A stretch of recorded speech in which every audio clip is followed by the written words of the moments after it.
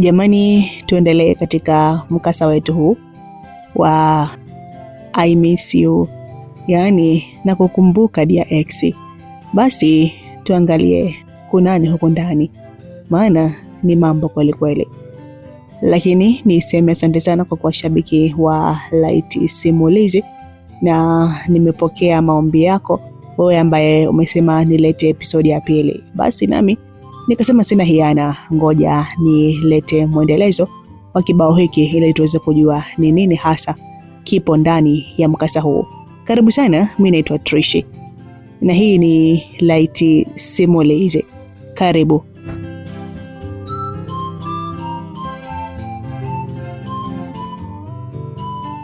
Jioni ilipofika, kama kawaida, Lisa alikwenda kwenye hosteli waliokuwa wanaishi Clarence na Charles kwa ajili ya kwenda kufundishwa. Siku ile Lisa alikuwa na mengi ya kumwambia Clarence, lakini nafsi yake ilikuwa kama inagoma hivi kwa kuwa hakutaka kuonekana anakubali kuwa dhaifu mbele ya Clarence. Mara baada ya Lisa kufika katika chumba cha Clarence na Charles, alimkuta Clarence akiwa amezungukwa na wanafunzi kama 4 hivi wakiwa wanajadili maswali ya kikundi. Kwenye yale majadiliano, Clarence ndo alikuwa mwongozaji na jaji mkuu wa mawazo ya wanafunzi wenzake. Kundi lile lilikuwa na wanafunzi wa kike 3 na wa kiume 2. Lisa alipofika aliangaza huku na kule, lakini hakubahatika kumuona mwalimu wake ambaye ni Charles. Alichokifanya ni kuvuta kiti kisha akakaa kwenye meza ya Charles kwa lengo la kumsubiria. Bimdada alitoa simu yake kisha akaanza kumpigia Charles. Simu iliita lakini haikupokelewa. Alichokifanya ni kuachana na simu kisha akatoa laptop yake na kuanza kupitia maswali mbalimbali. Lakini sasa licha ya kuonekana kuwa busy na kupitia maswali kwenye laptop yake, akili yake ilikuwa kule kwenye meza waliokuwa kina Clarence wakijadili maswali. Kuna kitu fulani kilimchanganya sana Lisa baada ya kugundua kwamba Clarence alikuwa ni kama mwalimu kwenye lile kundi la majadiliano. Watu wazima na midevu yao walionekana kumsikiliza na kumtii Clarence kutokana na kile alichokuwa anakitoa kwa wenzake. Mpaka kufikia muda ule Lisa alishindwa kuelewa Clarence alikuwa ni binadamu wa kundi gani kwa namna alivyokuwa anamtizama kwa muonekano wa nje. Alimuona mtu fulani hivi, mjinga, muhuni na hakuwa na akili. Lakini alipojaribu kupenyeza macho yake kwa ndani, aligundua Clarence alikuwa na kipaji fulani hivi. Oya, Mr. IG, ngoja tukacheze kwanza, tutakutana kesho klasi. Ila wewe mzee ni hatari sana mwanangu. Hili swali nilidhani tungeshindwa kulijibu. Kweli wewe ni insanity genius. Be blessed brother. Hayo yalikuwa ni baadhi ya maneno kutoka kwa wale wanafunzi waliokuwa wanajadili maswali na Clarence. Kauli zile zilikuwa ni kwa ajili ya kumsifia Clarence mara baada ya kufanikisha kumaliza kazi yao ya kikundi.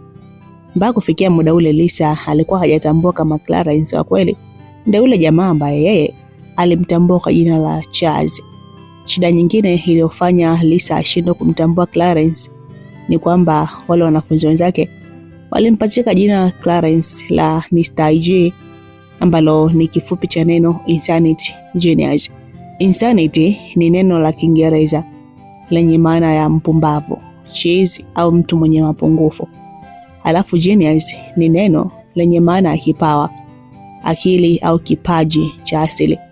Kwa hiyo Clarence alipopewa jina la insanity genius ama Mr. IG, walikuwa wanamaanisha kwamba jamaa ni genius mpumbavu au mwenye mapungufu kutokana na staili yake ya maisha ambayo aliichagua.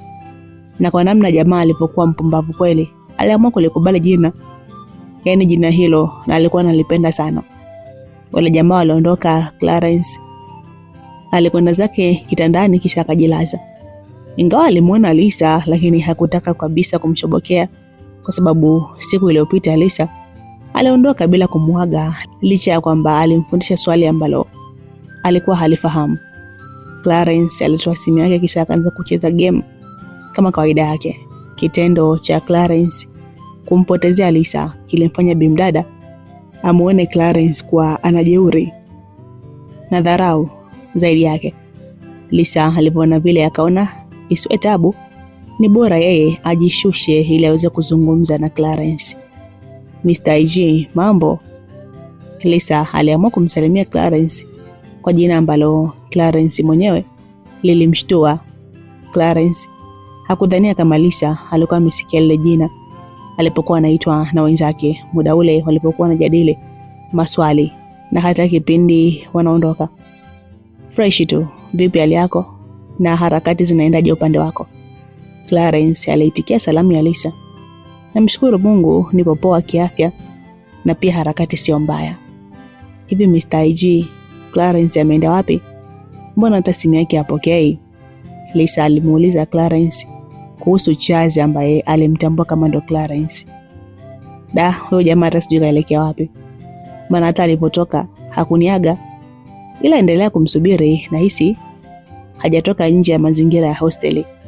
Clarence alimjibu Lisa huku akiendelea kucheza game yake kwenye simu.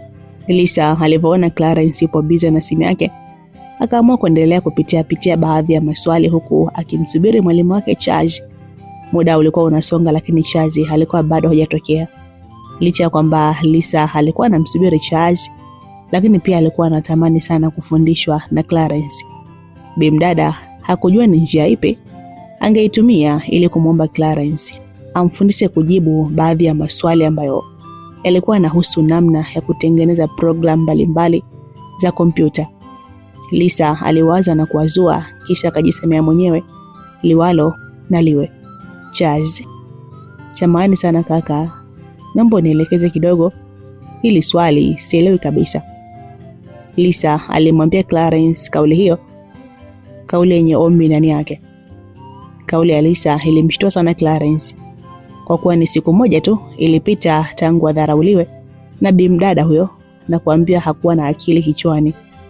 Clarence hakutaka kabisa kukumbuka dharau alizokuwa ameonyeshwa na mrembo huyo, kwani hata yeye alikuwa anatamani sana kupata nafasi ya kumfundisha ili kumaliza deni la rafiki yake Mary. Okay, nimekuelewa, nisubiri kama dakika 10 nimalizie kufanya hii kazi yangu. Nipo darasani kwa sasa, usiniongeleshe shangazi. Clarence alimjibu Lisa huku akiwa bado anaendelea kucheza game. Kauli ya Clarence ilimfanya Lisa amuone jamaa kama ni mtu ambaye hakuwa serious. Yeye anamsubirisha mtu kwa zaidi ya dakika 10 kwa sababu ya kupisha kazi yake.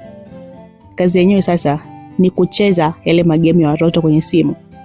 Hizo ndo zilikuwa baadhi ya tabia za Clarence ambazo ziliwafanya wanafunzi wenzake wampatika jina la Insanity Genius. Yaani genius mwenye mapungufu, chizi mpumbavu. Lisa hakuwa mtu wa kwanza kusubirishwa na Clarence, bali hata wanafunzi wengine walikuwa nakutana na hiyo hali. Clarence alikuwa ni mtu fulani hivi ambaye alikuwa hapendi kukatisha jambo lake kisa jambo la mtu. Lakini pia licha ya kwamba alikuwa anayapa kipaumbele mambo yake, ila alikuwa anathamini pia mambo ya watu wengine. Ndio maana alikuwa anajitolea sana kuwafundisha wanachuo wengi bila malipo yoyote, na alikuwa anapenda sana kushirikiana nao kwenye kazi za vikundi. Clarence hakuwa mtu wa majivuno wala ugomvi na watu. Kila mtu kwake alikuwa ni rafiki, kwa kuwa hakupenda kujiweka kwenye daraja la peke yake. Okay, samahani kwa kusubirisha shangazi, nilikuwa na kazi ngumu sana, ila nashukuru nimemaliza vizuri. Haya, nionyeshe hilo swali tulivunje sasa hivi. Clarence alimwambia Lisa mara baada ya kumaliza kucheza game lake ambalo kwake lilikuwa ni kama darasa la kujifunza kitu fulani ambacho yeye tu ndo alikuwa anakifahamu. Lisa alimuonesha Clarence lile swali, kisha mtaalamu akaanza kumfundisha bimdada. Baada ya dakika kadhaa alikuwa tayari amemaliza ile swali na Lisa alielewa vizuri sana. Yaani ingekuwa ni chakula basi tungesema Lisa alishiba na kusaza. Shangazi, mimi ndo nimeshamaliza hivyo swali lako. Vipi, tuendelee na maswali mengine au na leo umenipa dakika 5? Clarence alimuuliza Lisa. No Charles, naomba tuendelee tu, hata ukisema tukeshe. Ukweli ni kwamba nimekuelewa sana kuliko hata lecture au walimu nikiwaga klasi. Zile dakika 5 ulizotumia jana kunifundisha zilifanya nikukumbuke kama ulivyosema. Ukweli ni kwamba leo asubuhi kwenye chumba cha mtihani nilikukumbuka baada ya kulikuta lile swali ulilonifundisha na ukaniambia kwamba litatolewa kwenye mtihani. Kwa kweli nakushukuru sana Chazi, maana bila wewe nisingekuwa na chochote yani cha kujibu kwenye ile testi. Yani kwenye testi ya max 20 ningepata 0 mimi. Asante sana mjomba. Lisa aliongea jambo lake la moyoni kwa Clarence. Kwa hiyo namaanisha mimi nimezeeka ndio maana unaniita mjomba au sio? Clarence alimuuliza Lisa kiutani. Na wewe umeona mimi ni bibi kizee ndio maana unaniita shangazi sio? Lisa naye alimjibu Clarence kiutani vile vile. Au basi. Clarence aliongea huku akionyesha kama alitaka kuzungumza jambo ila akagairi. Chazi, una vituko wewe? Halo? Eti au basi. Yaani mpaka sasa bado sijajua wewe ni mtu wa aina gani. Ukweli ni kwamba yale maneno yako yamenifungua ubongo na kutambua wapi nilipokuwa nakosea. Kiasi kwamba taaluma yangu imekuwa ya kuyumbayumba. Kupitia wewe nimejifunza kwamba tabia ya mtu inaweza kuharibu taaluma yake darasani. Sasa nimeshajua kwamba kati ya mimi na wewe basi mimi ndo mjinga na kilaza wala sio wewe. Nisamehe sana Chazi kwa dharau nilizokuonesha siku ya jana. Unasikia shangazi? Wewe sio mjinga, bali ulikuwa mjinga. Mjinga hajijui, akishajijua basi ujue tayari ashavua ujinga na kuwa mwelevu. Haya basi mjomba, tuendelee kusolve maswali yanayofuata maana muda nao unasonga eti. Clarence alianza kumpigisha mapindi mdada Lisa. Alimfundisha namna ya kujibu maswali mengi sana ya mtihani. Lisa alipigishwa mapindi kwa marefu na mapana mpaka kubali mwenyewe uwezo wa Clarence. Baada ya kupita takriban lisali 1.5 hatimaye Clarence aliacha kalamu chini akimaanisha pindi lilikuwa limemalizika kwa siku ile. Chazi, asante sana kwa kunifundisha mada ambazo darasani sikuzielewa kabisa. Ukweli ni kwamba ufundishaji wako na kuelewa sana kuliko mtu yote ule. Na kuomba basi Chazi, kuanzia kesho nikija nataka wewe ndio unanifundisha na sio Clarence. Tuliza wenge bimdada. Hilo swala halitowezekana kabisa. Hivi unajua kwa nini dada yako alimfuata Clarence na kumuomba akufundishe wewe? Kila mwanafunzi mwenye ndoto ya kufaulu vizuri hapa chuoni huwa ana ndoto ya kuwa karibu na Clarence, kwa sababu jamaa ana madini fulani kichwani mwake. Clarence amewasaidia wanafunzi wengi sana kufaulu mitihani yao, akiwemo dada yako. Ndio maana alikuombea nafasi ya kusoma kwake ili uvuke katika kipindi kigumu cha mitihani. Halafu Clarence ana rekodi kubwa sana hapa chuoni kwenye swala zima la taaluma. Hivi unadhani kuwa mwanafunzi bora kitaaluma kwa miaka 2 mfululizo ni rahisi? Kaa karibu na mtaalamu, maana wapo wenzako wanaulilia hiyo nafasi. Unajua nini Chazi? Unaweza kuwa na upeo mkubwa wa kuelewa lakini ukawa huna upeo wa kumuelewesha mtu. Sawa, Clarence ana akili lakini hana kipaji cha kumfundisha mtu na akaelewa kama unavyoelewesha wewe. Wewe unajua kufundisha kuliko hata Clarence. Lisa, hebu acha kumfananisha Clarence na vitu vya ajabu ajabu. Mimi mwenyewe unayenisifia nafundishwa na huyo Clarence. Bila yeye inawezekana ningekuwa nimesha disco ama kufeli tangu nilipokuwa mwaka wa kwanza. Jamaa ndo anatufanya sisi marafiki zake tutembee vifua mbele hapa chuoni. Tunapataga viburi vya kucheza magame badala ya kujisomea, kwa sababu tunajua Clarence yupo karibu yetu. Jamaa anatusaidia sana kimasomo. Halafu nakumbuka nilikwambia nini ile jana kuhusu siri ya kufaulu. Kwa haraka naweza kujibu kwamba ulisema nisiwadharau watu kwa sababu walimu wanaonifundisha ni watu na watu ndo walimu. Lakini pia uliniambia nisidharau swali lolote kwa kuamini haliwezi kuniongezea kitu kwenye ufaulu wangu. Okay, sasa kwa nini wewe unataka kumdharau Clarence licha ya kwamba ana rekodi nzuri kwenye taaluma? Halafu unadhani dada yako atakubali kama akisikia unafundishwa na mimi badala ya Clarence? Yaani atazingua kweli, maana yeye ananijua vizuri mimi ni mtu aina gani. Basi sawa Charles, nimekubali kuendelea kufundishwa na Clarence. Kwa kuwa waliniambia nisimdharau mtu. Ila nataka kuitumia kauli hiyo hiyo upande wako. Yaani nataka na wewe unifundishe pia. Sitaki kukudharau. Hivyo nataka nyie wote muwe walimu wangu. Ili mnisaidie kuvuka kwenye hiki kipindi kigumu. Najua kwamba wewe ni mtu fulani hivi ambaye unapenda kujichetua, lakini ukiwa na kitabu unabadilika kabisa. Yaani unakuwa serious kama sio wewe vile. Yaani ukiwa bila kitabu unakuwa insanity. Halafu ukishika kitabu ndio unakuwa genius. Naomba usiniache kwenye hiki kipindi kigumu. Okay. Kama unataka nikufundishe, basi tufanye dili. Dili gani hilo Charles? Sitaki dada yako ajue kama mimi pia ni mwalimu wako. Mimi nitakufundisha, lakini dada yako akikuuliza mwambie Clarence ndio mwalimu wako. Mimi usinitaje kabisa. Kwa hiyo ni hilo tu? Lisa aliuliza. Ya, ni hilo tu. Hakuna jingine, Clarence alijibu. Haya sawa, nitafanya kama unavyotaka wewe. Sawa. Halafu unajua nini shangazi? Au basi. Sema, unataka kuniambia nini? Nitaka kusema uondoke, nataka nicheze game hapa. Ui, kweli kwenye hii dunia kuna watu halafu kuna viatu. Yaani mjomba wewe ni kiatu kabisa. Halafu kiatu chenyewe ni kama kile cha jeje, si eti shangazi. Kwa kweli hapa sipo na mtu. Ngoja niondoke zangu mie. Wewe endelea kucheza game lako wala usipate shida kunisindikiza. Hapana, lazima nikusindikize. Maana giza lishaingia. Halafu wewe ni mtoto wa kike, hivyo ni hatari kwa afya kutembea peke yako majira kama haya. Clarence aliamua kuchukua jukumu la kumsindikiza mtoto wa kike, lakini kabla hawajatoka ndani ya kile chumba, ghafla mlango ulisukumwa na alionekana Charles akiingia mle ndani. Fadhali mwalimu umerudi. Hebu msindikize mwenyewe mwanafunzi wako, mimi niendelee kucheza game langu hapa. Clarence aliongea kisha akarudi kukaa kwenye kiti. Charles unazingua bwana. Hebu muache mwalimu wangu apumzike. Bana anaonekana katoka mbali sana na amechoka. Nataka wewe ndio unisindikize. Lisa aliongea baada ya kumuona mwalimu wake ameloa jasho mwili mzima. Lisa, mimi sijachoka bana. Nitakusindikiza mwenyewe. Najua unajiuliza kwa nini sikuwepo hapa na kwa nini nilikuwa sipokea simu yako. Twende nikusindikize alafu nikupe majibu ya maswali yako.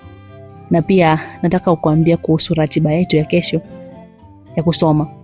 Charles aliongea kisha akawa wa kwanza kutoka nje kwa ajili ya kuondoka na Lisa. Lisa hakuwa na namna zaidi ya kusikiliza na kufuata kauli ya mwalimu wake. Lakini kabla hajaondoka alimwaga Clarence kisha akaondoka na Charles.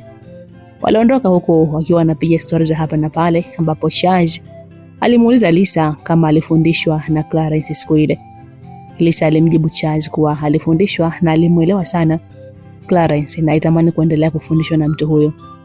Charles alikubaliana na kauli ya Lisa, hivyo alimwambia kwamba wangetengeneza ratiba ambayo ingewapa nafasi ya kumfundisha Lisa yeye na Clarence. Ratiba hiyo ingehusisha mgawanyo wa siku, kwamba ndani ya wiki Clarence angemfundisha mtoto wa kike kwa siku 3 na pia Charles angekuwa na siku 3 za kumfundisha bimdada. Siku moja ambayo ilikuwa inabaki ingetumiwa na Lisa kwa ajili ya mapumziko. Ratiba hiyo walipitisha Charles na Lisa, japo Clarence alikuwa hajui lolote kuhusu hilo. Lisa na Charles walipokaribia kufika kwenye ile jengo la hosteli alilokuwa anaishi bimdada, Charles alimwomba Lisa wasimame kwa dakika kadhaa, kwani alikuwa na zawadi kwa ajili yake. Na pia alikuwa na jambo muhimu sana ambalo alitaka kumwambia mrembo huyo. Aisee, kauli ya Charles ilimfanya mtoto wa kike ashtuke kidogo, mapigo ya moyo na kuanza kwenda kasi. Lisa, kwanza kabisa nisamehe kwa kusubirisha kwa muda mrefu na kukufanya ushindwe kuniona kwa muda tuliokuwa tumekubaliana. Lakini pia naomba unisamehe kwa kushindwa kupokea simu yako. Japo sikukusudia kufanya hivyo. Kuna matatizo kidogo yalinikuta muda mfupi tu kabla ya ule muda tuliokuwa tumekubaliana kukutana ili tuanze kusoma. Kuna kitu nilikwenda kununua kwa ajili yako na iko ndo kilipelekea mimi nikakutana na matatizo. Jamani Clarence, ni kitu gani hiko? Ulikwenda kununua kwa ajili yangu na ulipatwa na matatizo gani kwa ajili ya iko kitu? Lisa, kuna kitu fulani hivi nilikwenda kukununulia, kwa sababu najua kingekufaa sana kwenye masomo yako. Kwa kuwa muda ulikuwa mdogo, niliamua kwenda kwa Dr. Masudi. Ni yule teacher anayewafundisha somo la database. Yule teacher ni rafiki yangu sana. Hivyo nikamwomba funguo ya gari lake ili niwahi chap maktaba ya vitabu iliyopo pale Mlimani City. Dr. Masudi alinipa funguo ya gari lake, kisha nikaanza safari ya kuelekea Mlimani City. Nilifanikiwa kufika maktaba na nilinunua kile kitabu. Sasa wakati narudi, nilipata ajali ya kugongana na gari aina ya Prado. Kwa bahati nzuri, hakuna mtu aliyekuwa ameumia wala kujeruhiwa, ila magari tu ndio yalikuwa yamepata hitilafu kidogo. Kwa sherehe za barabarani ni kwamba mimi ndo nilikuwa nimemgonga yule jamaa aliyekuwa kwenye Prado. Na ni kweli mimi ndo nilifanya kosa, kwa kuwa nilikuwa na haraka ya kukuwahi wewe. Baada ya hapo nilichukuliwa kisha nikapelekwa kituo cha polisi. Na jamani Clarence, pole sana. Kwa hiyo ikawaje sasa jamani? Elisa aliongea kwa masikitiko. Nilipofikishwa kituo cha polisi, nilinyang'anywa vitu vyote nilivyokuwa navyo, kisha nikavuliwa suruali na kuwekwa ndani. Baada ya dakika 5 walinifuata, kisha wakaniambia niwatajie namba ya simu ya ndugu yangu wa karibu. Hiyo kauli ilinipa matumaini, kwa sababu nyumbani kwetu kuna watu wa serikali. Babangu ni mkuu wa kituo cha polisi Oysterbay. Niliwapa namba ya mzee, kisha wakampigia simu. Baada ya kupita takriban nusu saa, nilitolewa ndani ya sero, kisha nikakabidhiwa vitu vyangu na kuambiwa niondoke na kupewa onyo kwamba siku nyingine niwe makini pindi niwapo barabarani. Nilikabidhiwa funguo ya gari, kisha nikatoka nje ya kituo cha polisi. Nilipotoka tu nikakutana na mzee wangu akiwa amesimama lilipokuwa lile gari la Dr. Masudi. Hayo ni majanga makubwa sana Clarence. Kwa hiyo mzee wako hajakuzingua? Mzee hakunizingua, ila aliniuliza tu kwa lile gari lilikuwa la nani na nilikuwa nakwenda wapi. Nilimueleza ukweli mzee wangu, kisha akanambia siku nyingine niwe makini pindi nipo barabarani, kwa sababu naweza kuhatarisha maisha yangu. Lakini pia mzee alinipa pesa kwa ajili ya matengenezo ya gari la Dr. Masudi, kisha akanambia niondoke zangu. Niliondoka pale, kisha nikampigia simu Dr. Masudi na kumjulisha kuhusu ajali iliyotokea. Kisha alinielewa, kisha akanipa maelekezo kwamba nikaliache gari kwenye garage ya rafiki yake pale Ubungo. Hivi ninapokuambia ni kwamba gari nimeliacha garage. Pole sana kwa matatizo Clarence. Siku nyingine uwe makini basi unapokuwa barabarani, usio unajipa mawazo ajabu ajabu basi. Sawa Lisa, nimekuelewa, nitakuwa makini sana. Haya, naomba upokee kitabu nilichonunua kwa ajili yako.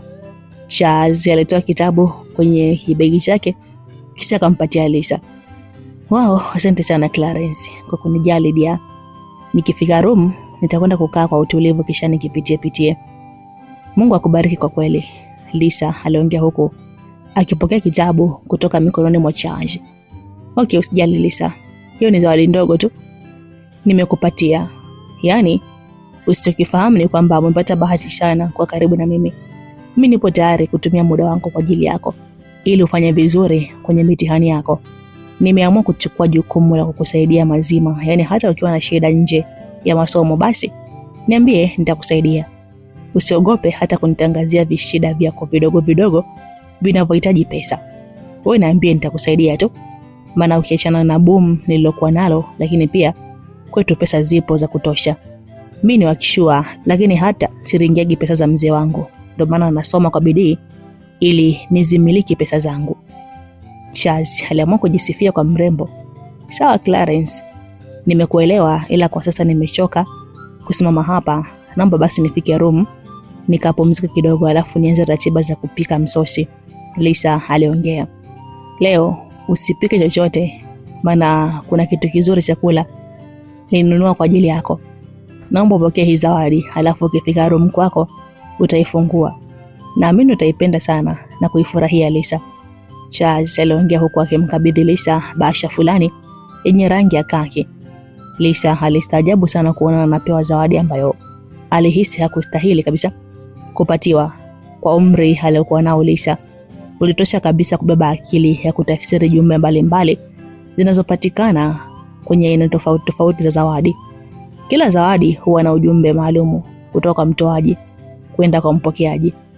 Ujumbe huo unaweza kuonekana moja kwa moja kwa njia ya maandishi au kuonekana kwenye taswira. Zawadi ya Charles ilimfanya Lisa agundue kitu fulani kilichokuwa ndani ya moyo wa mtaalamu. Lakini sasa kwa kuwa zawadi ni zawadi, Lisa aliamua kupokea ile zawadi kisha akamuaga Charles na kuondoka zake. Yes, deal done. Mimi ndo mtoto wa mjini bana.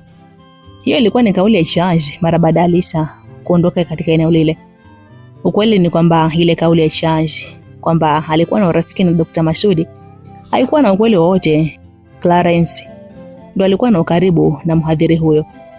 Lakini pia ile kauli ya Charles kwamba aliazima gari ya Dr. Masudi kwenda nalo maktaba ya vitabu haikuwa na ukweli wowote. Hata ile kauli ya kupata ajali na kuwekwa sero haikuwa na ukweli wowote ule. Alichokifanya Charles ni kujaribu kutengeneza mazingira ya kumpata Lisa kwa kuonesha namna gani alipitia wakati mgumu kwa ajili yake na kumuonesha kwamba yeye alikuwa na uwezo wa kifedha. Taarifa ya kwamba baba yake alikuwa ni mkuu wa kituo cha polisi cha Oysterbay, Dar es Salaam ndio alikuwa na ukweli, na hata kwao walikuwa na uwezo wa kifedha, japo sio za kusaza kama ambavyo Charles alimwambia Lisa. Charles aliondoka eneo lile na kuamua kurudi kule hosteli alipokuwa anaishi na Clarence. Alichokifanya ni kumsimulia kila kitu Clarence kuhusu uongo ambao alimwambia Lisa, kwa lengo la kumtaka Clarence asichanganye mada pindi hapo na Lisa. Clarence alimuelewa rafiki yake japo hakupenda sana kushirikishwa kwenye ule mchakato. Kilichomfanya akubali ni vile tu hakutaka kuifungia njia rafiki yake ya kumpata Lisa kwa jina lake, kwa kuwa jina lake ndo lilikuwa kama daraja la Charles kulifikia penzi la Lisa. Kwa kuwa Clarence alikusudia kuwasaidia wote wawili, alikubali kupokea mabadiliko ya muda mfupi, lakini pia Charles aliongea na Clarence kuhusu ratiba mpya ambayo wangeitumia kumfundisha Lisa. Okay, oya Konde Boy, yote kwa yote unatakiwa kujua kwamba wewe ndio kila kitu kwenye kitengo cha kumfundisha shemeji yako mtarajiwa. Akili niliyokuwa nayo mimi inanitosheleza mwenyewe na sio kumfundisha mtu, na kutegemea katika hilo rafiki yangu. Usiniache nikaumbuka. Mimi sina uelewa mkubwa kwenye baadhi ya masomo kama vile business mathematics, computation programming na database management, Charles alimwambia Clarence. Hilo nalitambua mzee, wala usiwaze. Lisa nimekabidhiwa mimi kutoka mikononi mwa dada yake, hivyo jukumu langu kuwa naye bega kwa bega kwenye masomo. Ombi langu kwako ni moja tu, jitahidi kutunza siri ya huu mchezo ulioniomba tu ucheze kwa yule mtoto wa kike. Nimekuheshimu sana mshikaji wangu, ndio maana nimekubali kukuachia jina langu litumie. Fanya juu chini yule mwanamke asijue kwamba wewe sio Clarence mpaka pale nitakapomaliza mchakato mzima wa kumfundisha. Kama atafahamu sasa hivi, basi ataacha kuja kupiga pindi, kwa kuwa atatuona sisi ni wababaishaji. Akiacha kupiga pindi, maana yake atafeli mitihani, na kama akifeli, basi nitashindwa kumtizama Mary, maana aliniomba sana nimsaidie mdogo wake. Hata huu mchezo tunaucheza na ufia sana endapo Mary akija kujua. Yaani ni bora waje kujua wakati tumeshamaliza programu yetu ya kumfundisha yule mtoto wa kike. Na kusaidia shida yako, nami nisaidie shida yangu. Hata kama Lisa alikukatalia ombi lako, basi endelea kuishi kama Clarence mpaka pale nitakapomaliza kumfundisha. Clarence aliongea maneno hayo kwenda kwa Charles. Kwa Clarence, usijali kuhusu hilo. Hakuna kitu kitakachoharibika hapa, Charles alijibu. Upande wa pili, Lisa alifika salama kwenye chumba alichokuwa anaishi na rafiki yake ambaye alikuwa mwanafunzi mwenzake wa mwaka wa kwanza, na wote walikuwa wanasoma darasa moja. Mara baada ya kufika, Lisa alilitoa begi mezani kisha akajilaza kitandani kwa dakika kadhaa, huku akijaribu kutafakari baadhi ya matukio yalikuwa yametokea muda mfupi uliopita.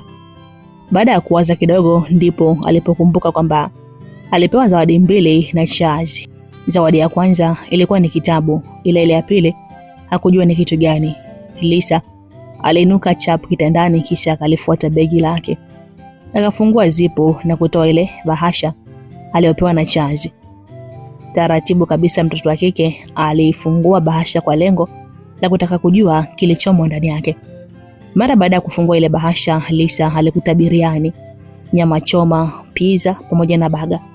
Hivyo vilikuwa ni aina fulani ya vyakula vizuri, vitamu na vilikuwa vinagharimu kiasi kikubwa sana cha pesa. Lisa alijikuta na tabasamu baada ya kukutana na zawadi ile. Alifurahi kwa sababu vile vyakula vilikuwa rafiki sana kwenye midomo na matumbo ya dada mjini. Lakini pia licha ya kwamba ile zawadi ilimfanya Lisa tabasamu, ila upande wa pili wa shilingi ile zawadi ilimfikirisha sana. Aliwaza na kuwazua ni kwa nini Chazi alimnunulia ile zawadi. Lisa alihisi Chazi alikuwa na dhamira nyingine kabisa juu yake, ndio maana alianza kumnunulia zawadi, vijizawadi kama vile. Wakati Lisa akiendelea kutafakari, ghafla aliingia Mary ambaye alikuwa ni dada kwake. Mary alipoingia ndani alikutana na ile harufu ya kuvutia ya vile vyakula. Mdogo wangu, naona leo umeamua kujilipua mazima. Yaani pua yangu kwa sasa inanusa harufu ya biriani humo ndani. Mary aliongea. Tulia my dada. Yaani leo ndo utajua hujui. Mimi leo sina muda wa kula wali wala chipsi. Na kula zangu kile kitu moyo unapenda. Lisa alimjibu Mary. Ile miujiza kweli kweli. Yaani wewe ni wakutoa zaidi ya 20,000 kununua chakula cha mlo mmoja. Upo vizuri kwa kweli mdogo wangu. Ila sasa jichanganye umalize bomu lako. Mimi sikukopesha hata shilingi. Utampigia simu dad au kaka Sam. Ila wewe mwenyewe si unajua walivyokuwa wabahili. Mary aliongea. Tulia dada, kaa kwa kutulia, usafishe tumbo leo. Hiki chakula sijanunua kwa pesa yangu, bali limenunuliwa. Lisa alimjibu Mary. Wow, usiniambie kwamba nimepata shemeji tayari wakati ulisema utake mahusiano hapa chuo. Kwa hiyo shemeji yangu ndo amekununulia eti? Mary alimuuliza mdogo wake. Amna dada, sio shemeji yako. Clarence ndo kanunulia, Lisa alimjibu Mary. Wewe sio kweli. Yaani Clarence atoe pesa yake mfukoni akununulie wewe chakula cha gharama kama hiko? Clarence huyu nayemjua mimi au kuna mwingine? Yaani Clarence ndo akutoa zaidi ya 20,000 kwa ajili ya kununulia chakula? Hapo umenipiga na kitu kizito mdogo wangu. Yaani umedanganya kwa marefu na mapana. Mary aliongea. Sasa kwa nini nikudanganye dada? Huo ndo ukweli. Sasa kama huamini basi muulize au ngoja nimpigie nimshukuru. Halafu naweka loudspeaker ili uamini kupitia sauti yake. Lisa aliongea kisha akachukua simu kwa lengo la kumpigia Chazi ambaye yeye alimjua kama ndo Clarence.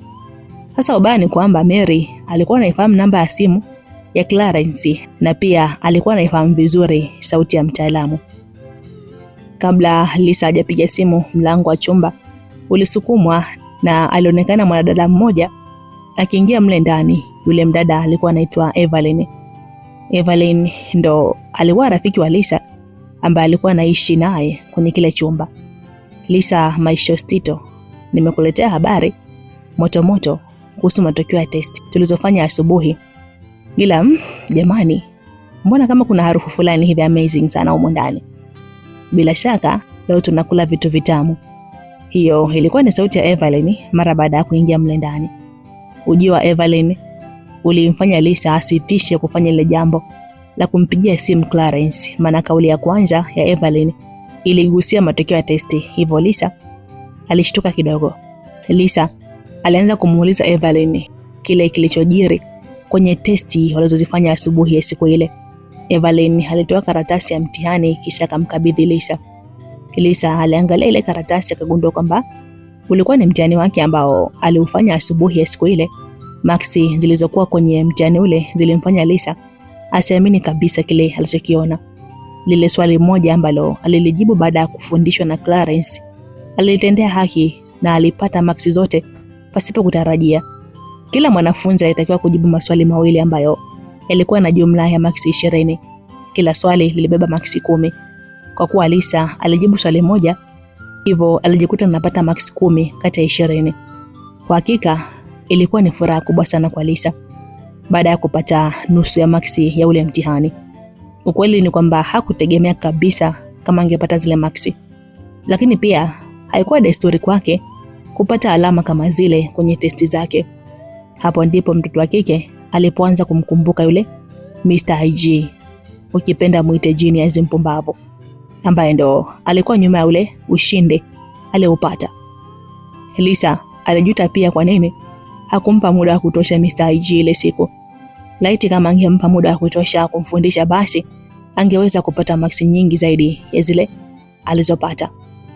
Mary alichukua mtihani wa Lisa na akajionea kile kilichofanywa na mdogo wake. Swali ambalo lilijibiwa na Lisa lilimfanya Mary amkumbuke Clarence. Lile swali lilikuwa gumu sana na walikuwa wanalifahamu majibu yake walikuwa ni wachache sana pale chuoni. Mary alijua kwamba bila shaka Clarence ndo alimfundisha Lisa lile swali. Bila shaka mchango wa Clarence umeanza kuonekana kwako mdogo wangu. Kama utakuwa makini kumsikiliza, basi utasahau kitu kinachoitwa kufeli kuanzia sasa, Mary alimwambia mdogo wake Lisa. Lakini dada, au basi. Lisa alitaka kumwambia kitu dada yake, lakini nafsi ilimsuta. Alichotaka kusema ni kwamba Clarence hakuwa na mchango wowote katika lile. Mtu pekee aliyekuwa anastahili sifa ni Charles, kwa kuwa ndiye alimfundisha lile swali, lakini pia huwa anamuelewa sana kuliko hata huyo Clarence. Kitu ambacho Lisa hakukijua ni kwamba Clarence ndio yule aliyemfahamu kama Charles na ndio yule mtaalamu wa kuitwa Mr. IG. Lisa alisita kumwambia dada yake baada ya kukumbuka makubaliano aliyokuwa ameyafanya na Mr. IG kwamba asimwambie dada yake kwamba anafundishwa na watu wawili. Alimtaka aendelee kujua kwamba Clarence ndo alikuwa anamfundisha siku zote. Taratibu kabisa siku zilisonga, Clarence na Charles waliendelea kumfundisha Lisa kama kawaida. Kila mmoja alikuwa anamfundisha Lisa kwa wakati wake, kulingana na ratiba ambayo waliiweka. Kwa kuwa Charles alikuwa na uwezo mdogo wa kumsaidia Lisa kimasomo, alichokuwa anakifanya ni kutengeneza dharura mbalimbali kwenye nyakati ambazo alikuwa anahitajika kumfundisha Lisa. Kilichokuwa kinatokea ni kwamba Clarence ndo alikuwa na jukumu kubwa la kumfundisha Lisa, hata kwenye vile vipindi ambavyo Charles ndo alipaswa kuwajibika kama mwalimu. Ukaribu baina ya Clarence, Charles na Lisa ulifanya watu hao kuzoeana kwa kiasi kikubwa mno. Hakukuwa tena na bifu wala mgogoro kati ya Clarence na Lisa, zaidi ya kwamba ulizaliwa urafiki kati yao. Clarence alimfundisha Lisa kwa marefu na mapana kuhusiana na mada za darasani, na pia alikuwa anampa ushauri ambao kwa namna moja ama nyingine ulikuwa unamjenga Lisa. Kadri siku na wiki zilivyokuwa zinasonga, ndivyo wanafunzi walivyokuwa wanafanya testi mbalimbali kabla kuingia kwenye mitihani ya mwisho ya kumaliza mwaka wa masomo. Tangu Lisa alivyoanza kufundishwa na Clarence, hakuwahi kabisa kufeli kwenye testi walizokuwa wanazifanya. Kwa namna moja ama nyingine, maendeleo ya Lisa kitaaluma ilibadilika sana. Lisa alikuwa vizuri kiasi kwamba alikuwa anaona anacheleweshwa kufanya mitihani ya mwisho. Mabadiliko chanya ya Lisa yalitokana na juhudi za Clarence. Kwa hakika Clarence aliamua kujitoa kwa ajili ya kuhakikisha Lisa anafaulu kila mtihani ambao ungejitokeza mbele yake. Mwanzo ilikuwa ni mwiko kwa Clarence kuvunja ratiba zake na kuacha kufanya jambo lake kwa ajili ya kupisha jambo la mtu. Lakini mwiko ule ulikuja kuvunjwa na mrembo Lisa. Yaani Clarence alikuwa tayari kuacha jambo lolote alilokuwa analifanya kwa ajili ya kusikiliza na kutekeleza jambo la Lisa. Jambo lile lilikuwa linamshangaza hata yeye mwenyewe, kwani hakuwahi kuwa na moyo mwepesi wa kujali nafsi ya mwenzake kwanza, halafu ya kwake ndio ifuate. Clarence alikuwa anajitoa sana kwa ajili ya Lisa. Wakati mwingine alikuwa anamwandikia zile assignment na homework, yani kazi za darasani ambazo wanafunzi walikuwa wanapewa na mwalimu wao ili wakafanya nyumbani kwao. Kwa kuwa kazi zilikuwa zinafanywa chini ya uangalizi wa mtaalamu Clarence, Lisa alijikuta anazidi kufanya vizuri kwenye masomo yake. Assignment yenye jumla ya maksi 5, Lisa alikuwa anapata maksi zote 5. Au alikuwa anakosa moja tu, ingawa chuoni watu walikuwa wanamsifu sana Clarence kuwa alikuwa na akili sana, lakini Lisa alikuwa anamkubali Charles kuliko Clarence. Mpaka kufikia wakati huo Lisa bado alikuwa hajui kwamba Clarence ndio yule anayemfahamu yeye kwa jina la Charles. Tangu Clarence alipoanza kuwa karibu na Lisa, alianza kujishangaa ni kwa nini alikuwa anamjali na kumthamini sana mrembo huyo. Muda mwingi walikuwa wanakaa pamoja na kupiga story mbalimbali kuhusu maisha na masomo, ukiachana na kufundishwa mada za shule. Lakini pia miongoni mwa vitu ambavyo vilikuwa vinamfurahisha sana Lisa kutoka kwa Clarence ni historia ambazo walikuwa wanapiga pindi walipokuwa wanamaliza kusoma.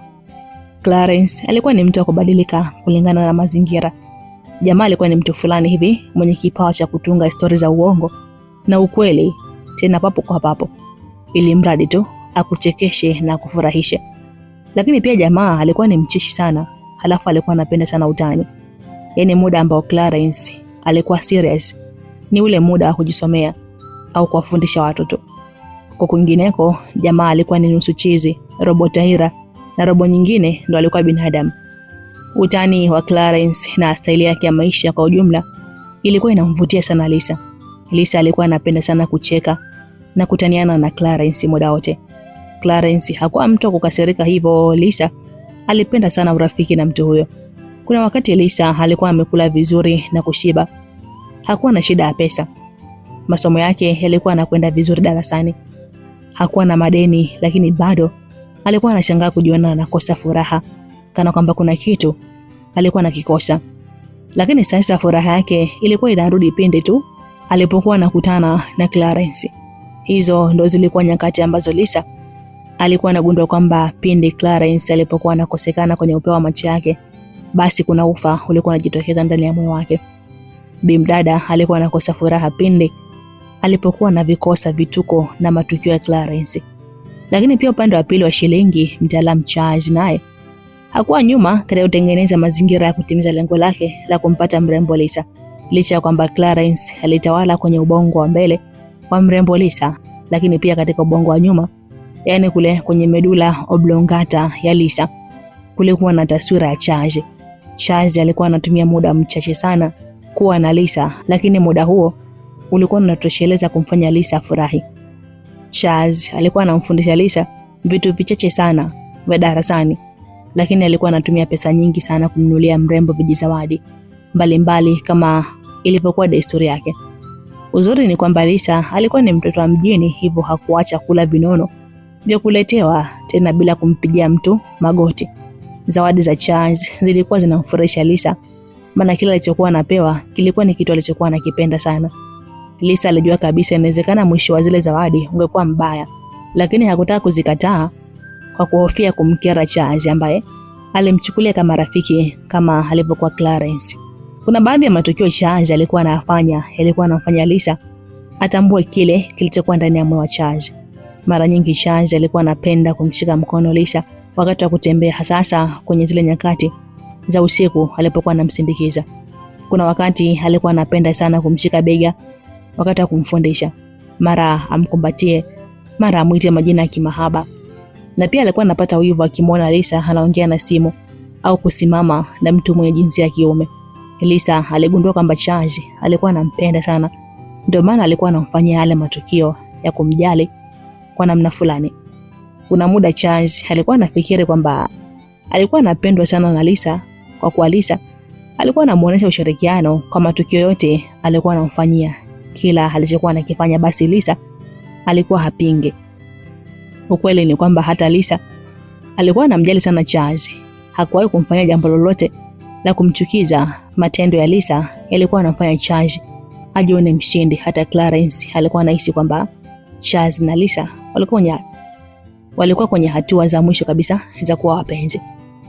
Weekend fulani hivi, siku mbili kabla ya wanafunzi wa chuo cha Dar es Salaam kuanza mitihani yao ya kumaliza muhula wa mwisho wa masomo, mnamo majira ya saa 4 asubuhi, Clarence alikuwa peke yake nyuma ya jengo la hosteli alikuwa anaishi.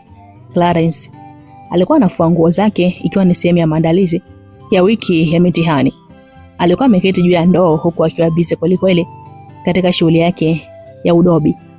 Akiwa anaendelea kufua, ghafla alijikuta anafumbwa macho kwa viganja vya mikono na mtu aliyetokea nyuma yake. Dilimchukua Clarence sekunde chache kutafakari kabla hajazungumza kitu juu ya mtu aliyekuwa nyuma yake na kumziba macho. Nishakujua shangazi, hebu toa mikono yako. Umejuaje kwamba ni mimi? Kwani na wewe umenifunikaje? Si nimekufunika kwa viganja vya mikono yangu tu jamani. Na mimi nimekujua kupitia hivyo viganja vyako vya mikono. Kivipi jamani? Wakati hujaniona ulipokuwa darasa la 6, nadhani ulisomaga kuhusu milango ya fahamu. Kuna milango 5 ya fahamu. katika mwili wa binadamu. Milango hiyo ni macho, pua, ulimi, masikio na ngozi. Yote hii inafanya kazi ya kutambua mambo tofauti tofauti. Wewe sijakutambua kupitia macho yangu kwa kuwa uliniziba, hivyo sikukuona, lakini nimekutambua kupitia viganja vyako vya mikono yako vilipogusa ngozi yangu. Ni sahihi kabisa kwamba ngozi ni mlango wa fahamu, lakini inakufahamisha tu kwamba kuna kitu au kiumbe kimekugusa. Kamwe huwezi kutambua kitu kilichokugusa mpaka ukitizame kwa macho. Yaani kwa hili hata ulete mdahalo siwezi kukubaliana na wewe. Yaani ngozi yangu ndio imekufanya unijue mimi ni Lisa bila kunitizama kwa macho. Mjomba, hapo umenipiga na kitu kizito. Sikia shangazi, yaani milango yote ya fahamu inafanya kazi kwa kushirikiana na ubongo. Wewe uliponigusa tu, ubongo wangu ukanifahamisha kwamba nimeguswa na mtoto wa kike kwa kuwa viganja vyako ni vilaini sana. Nilipojaribu kutafakari vizuri, nikagundua kwamba ni wewe shangazi, kwa sababu hapa chuoni sijai kuwa na mazoea ya kimahaba na mwanamke yote yule zaidi yako. Kwa hiyo haya ni mazoea ya kimahaba kumbe. Kumbe nimesema hivyo. Sorry. Nilitaka kusema ni mazoea ya kijingajinga, yaani ya kipuuzi ambayo siyapendagi kabisa. Naona mwigizaji wangu unaamua kushuti bila kutumia kamera muda huo. Yaani mwenyewe unaigiza hutaki kuniona, ila nikikaa siku bila kuja kwako unapiga simu nije kusoma. Hata kama tulikubaliana hakutakuwa na ratiba ya kusoma siku hiyo. Kwa hiyo nadhani kwa nakumisi, ndio maana nakwambiaga uje. You are wrong shangazi.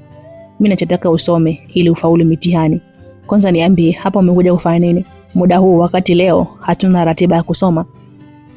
Bila shaka upendagi kuniona chazi. Okay, sawa, sikujua kuhusu hilo. Basi ngoja nikuache uendelee na shughuli zako, nisije nikakuharibia siku yako. Mimi naondoka mjomba. Mona Lisa, tulia basi mwanamke. Kwa hiyo umeamini kwamba sipendagi kukuona? Naanzaje kwa mfano? Mimi nilikuwa nakutania tu, wala sijamaanisha. Tafadhali mama, baki na mimi usiondoke. Cheki sasa unavyoeka sura ya huruma mwanaume. Kwa hiyo uliamini kwamba naondoka? Naanzaje kwa mfano? Hata mimi nilikuwa nakutania tu, wala sikumaanisha kuondoka. Yaani hapa nisingebanduka hata kama bomu ya Urusi. Kwamba ulikuwa unatingisha kiberiti sio? Okay, mimi namalizia kufua hapa chap. Wewe nenda basi ukanisubiri room, nitakukuta. Uzuri ni kwamba Clarence wako yupo kule ndani, nenda ukapiga naye story.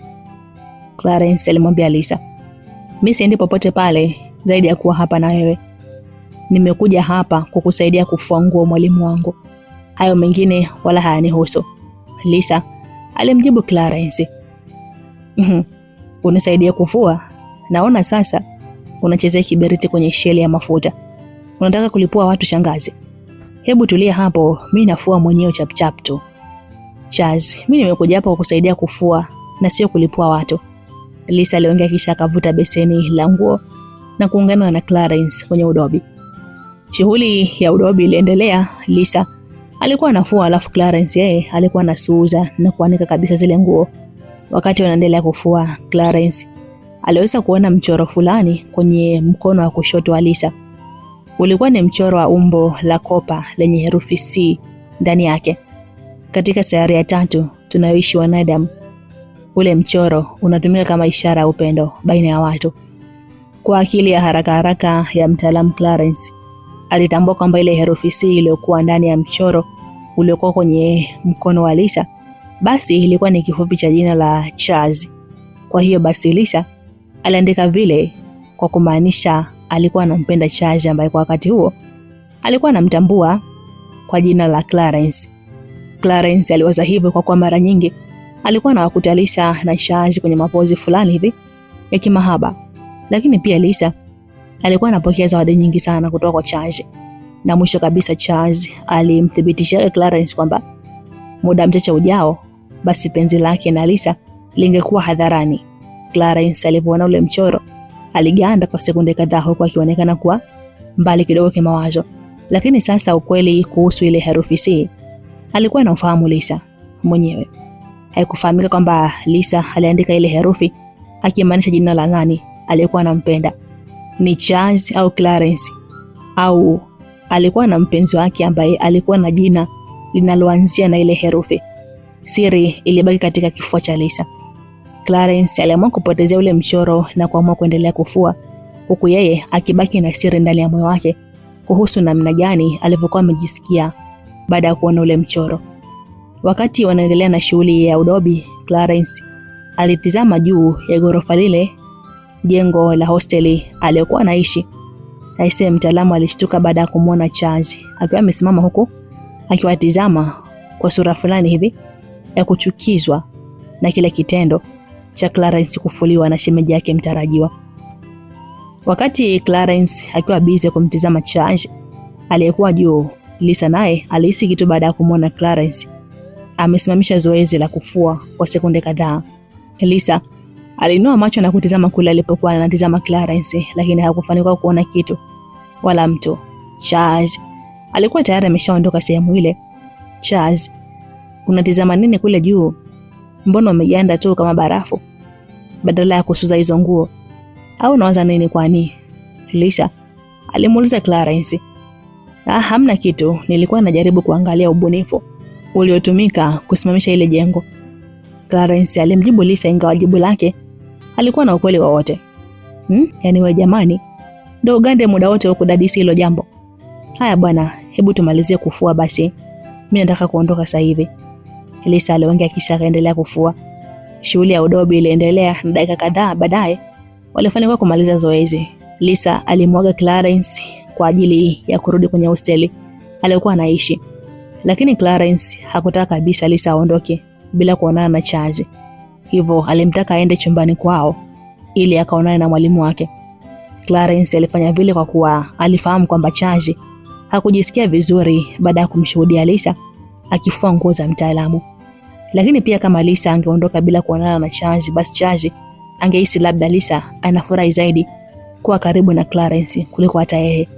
Jambo lile Clarence hakutaka litokee kwa kuwa alishafahamu kwamba wale watu walikuwa kwenye dakika za mwisho kabisa za kuweka mahusiano yao hadharani. Hivyo hakutaka kuvuruga mipango ya wapenda nao. Lisa alimwambia Clarence kwamba yeye na Charles walipanga kuonana na kutoka out jioni ya siku ile. Hivyo hakukuwa na umuhimu wowote wa kuonana ile asubuhi. Kauli ile ilimridhisha Clarence, hivyo akaamua kumruhusu Lisa aondoke muda ule. Lisa hakuwa na sababu ya kuendelea kukaa pale, hivyo akaanza kupiga hatua kwa ajili ya kuondoka. Lakini sasa kabla hajapiga hatua zaidi ya 3, alijikuta anakamata mkono. Bimdada aligeuka nyuma akakutana na sura ya Clarence na ndiye alikuwa amemshika ule mkono. Lisa alishangaa sana na kujiuliza kuna jambo gani mtaalamu alitaka kuzungumza. Ni kitu gani tena kilisahaulika? Ni kipi ya kuambiwa na Clarence? Mona Lisa, sina uhakika sana kama mimi ndo nitakuwa mtu wa kwanza kukutakia heri katika siku yako ya mfanano wa kuzaliwa. Happy birthday Queen Lisa. You are among the wise and the coolest people I ever met. Enjoy your day shangazi. Clarence aliongea kauli ya kumtakia Lisa heri ya siku ya kuzaliwa. Aisha, kauli ya Clarence ilimshtua sana Lisa, maana yeye binafsi alishasahau kama ile siku ilikuwa ni mahususi kwa ajili ya kusherehekea kuongeza mwaka mmoja. What? Oh my God. It's my birthday, Charles. Umejuaje? Jamani, mbona mimi mwenyewe nilikuwa nimesahau yani. Thanks a lot my dear. Ila umejuaje jamani, wakati sikuwahi kukuambiaga? Ni Clarence tu ndo aliwahi kuniuliza na nilimwambiaga. Au yeye ndo alikwambiaga, sio? Lisa aliongea huku akiwa na tabasamu pana usoni mwake. Hakuna aliwahi kuniambia, ila nilionaga hiyo tarehe kwenye kitambulisho chako cha kupigia kura, ile siku ambayo ulisahau vitambulisho vyako kwenye meza yangu ulipokuja kusoma, Clarence alimjibu Lisa. Ila umewezaje kukumbuka? Maana ni muda mrefu sana umepita. Lisa alimuuliza Clarence kwa mshangao. Mona Lisa, ubongo wa mwanadamu hauwezi kujaa kiasi cha kushindwa kuhifadhi kumbukumbu za matukio ya watu muhimu waliokuzunguka. Wewe ni mmoja wa watu muhimu sana kwangu. Ndio maana nimeweza kukumbuka siku muhimu kwenye maisha yako, Clarence alimjibu Lisa. Charles, kwa hiyo mimi ni miongoni mwa watu muhimu sana kwenye maisha yako? Lisa alimuuliza Clarence. Pigie mstari shangazi, hilo ndo jibu. Ukweli ni kwamba kuna furaha fulani hivi umeiongeza kwenye maisha yangu. Kuna muda nafarijika sana nikikuona Mona Lisa, Clarence alimjibu Lisa. Wewe useme tu kuwa unanipenda, huna lolote mjomba, Lisa aliongea kiutani. We thubutu, yaani mimi nikupende wewe? Si nitakuwa chizi mimi, Clarence naye alimjibu Lisa kiutani vile vile. Sasa mjomba, uwe chizi mara ngapi? Wasi ndo unaitwa insanity au hujui tafsiri yake jamani? Lisa aliongea huku akicheka.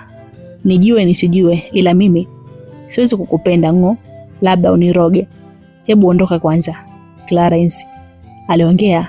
Siondoki mpaka unipe zawadi yangu ya birthday, maana wewe ndo umeataka haya yote kwa sababu mimi nilikuwa nimesahau, Lisa aliongea kisha akanyosha mkono kusubiri zawadi kutoka kwa Clarence.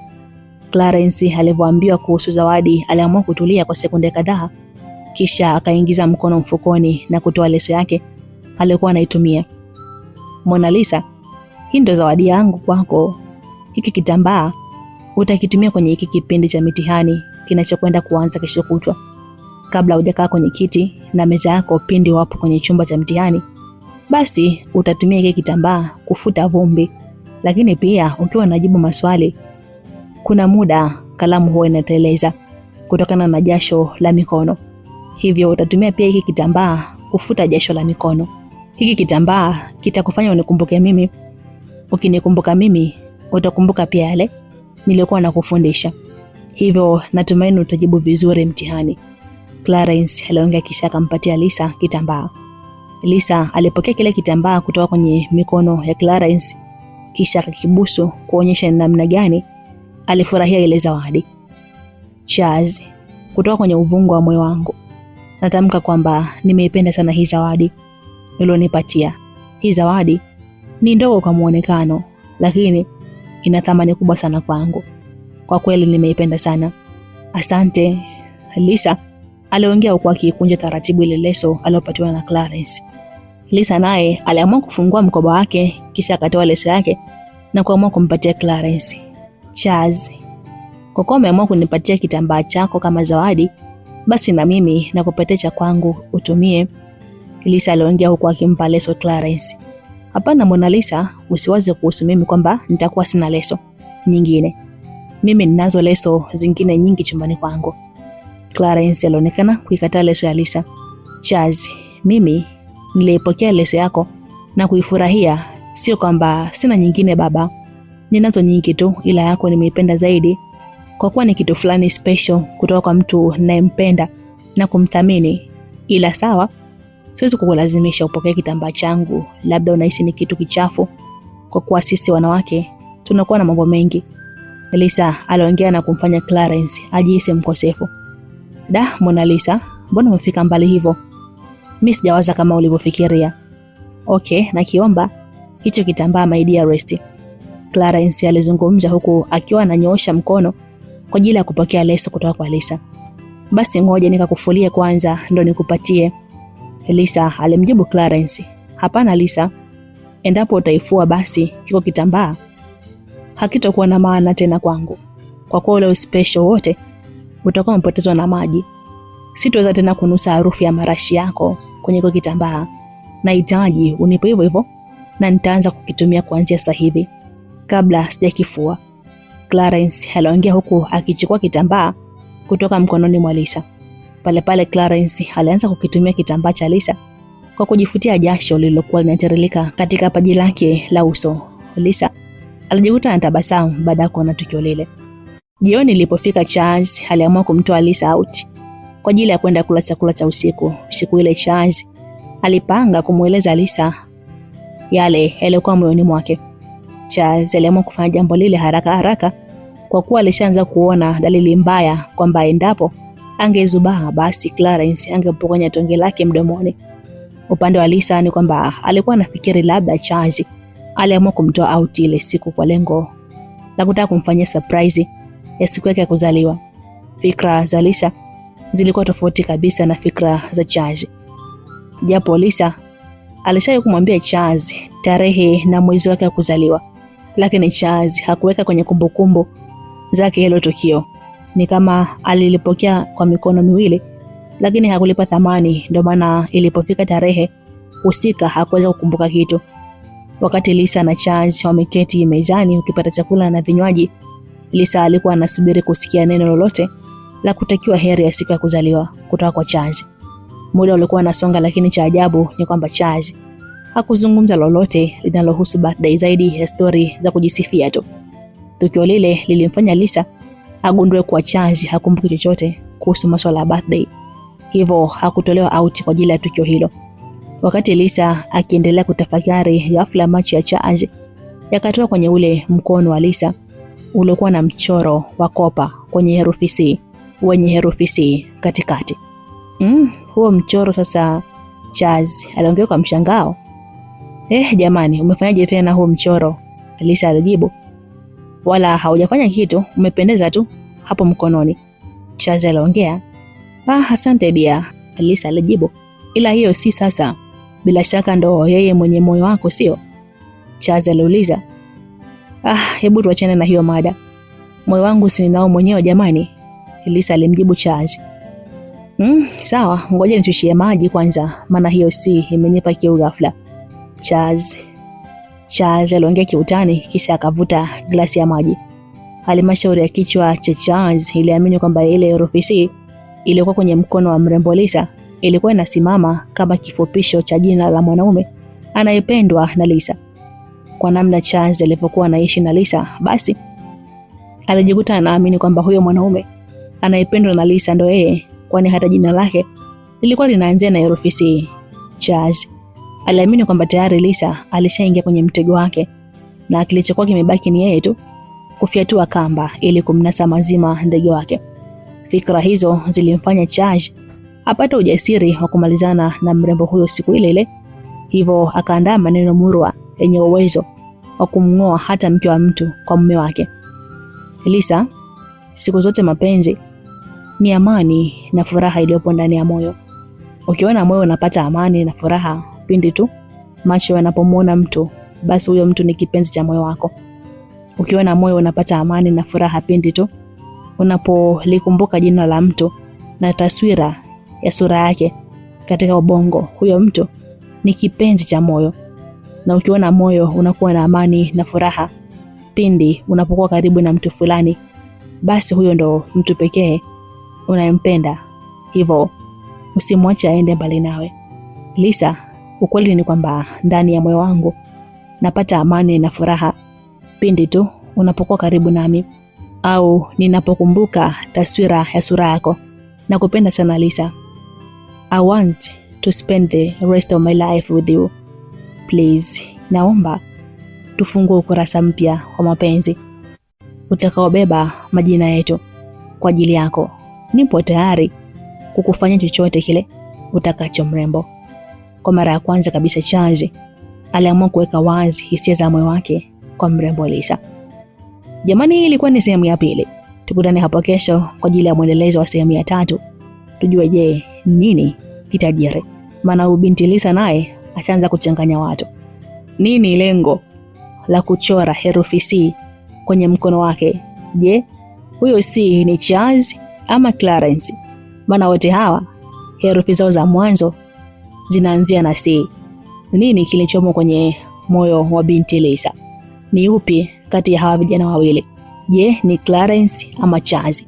Basi nikombe tu tukutane hapo kesho tujue je, ni nani kati ya hawa vijana wawili. Mrembo Lisa anampenda nani? Maana anawachanganya hawa vijana wa watu. Niseme asante sana kwa kuchagua Light Simulizi. Asante kwa kumchagua binti Trishi, yani binti Umelavi Davi. Jamani, hii story ni nzuri sana. Yaani hata usiwe na haraka nayo. Maana ni story fulani ambayo ni story ya kichuo. Ni story ya kichuo. Kwa hiyo maisha ya chuo tunaelewa vizuri. Inaanza hivi taratibu, lakini kadri tunavyozidi kusonga mbele ndivyo story inavyozidi kunoga. Na kwa nini hii story iitwe na kukumbuka Dear Ex? Yaani I miss you Dear Ex. Why? Je, DX hapa ni nani? Ni Charles ama ni Clarence? Jamani, nisiwe msemaji sana, nisimalize uhondo. Tukutane hapo kesho tujue nini hatima ya kisa hiki. Asante sana kwa kunichagua. Love you so much.